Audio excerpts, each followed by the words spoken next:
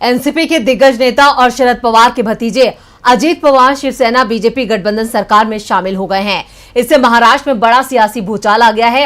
हालांकि सामने से तो सरकार और बीजेपी की ताकत बड़ी है, लेकिन पर्दे के पीछे एकनाथ शिंदे खेमे में एक अशांति सा माहौल देखा जा रहा है।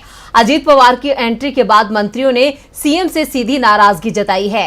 क्या है पूरी खबर, देखते हैं ये रिपोर्ट। महाराष्ट्र की राजनीति में रविवार को पलटबाजी के बाद एक एक कर सियासी दाव प्रतिदाव की परतें खुलने लगी है।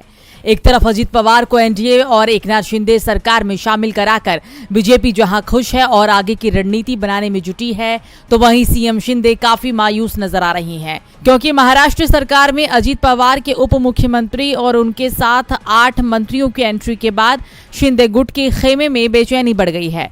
शिंदे गुट के सभी मंत्रियों ने मुख्यमंत्री के ठाणे स्थित निजी आवास पर मुलाकात की और अजीत पवार और उनके विधायकों को सरकार में शामिल करने के कदम पर अपनी नाराजगी भी जताई। सीएम एकनाथ शिंदे से मुलाकात करने वालों में कैबिनेट मंत्री उदय सामंत, गुलाबराव पाटिल, शंभूराज देसाई के साथ पार्टी नेता दादा भूसे, संदीपन भूमरे मौजूद थे। सभी लोगों ने एक छोटी बैठक में आगामी कैबिनेट विस्तार के तहत विभागों के संभावित बंटवारे पर चर्चा की।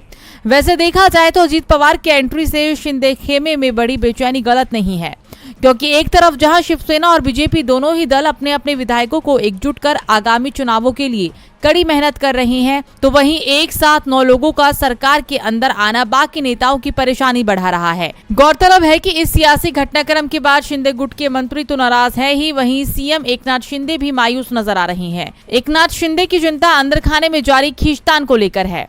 पिछले कुछ दिनों से ऐसी भी चर्चाएं सुनाई दे रही थी कि मंत्रिमंडल में बदलाव को लेकर दोनों सहयोगी दलों के बीच सब कुछ ठीक नहीं है।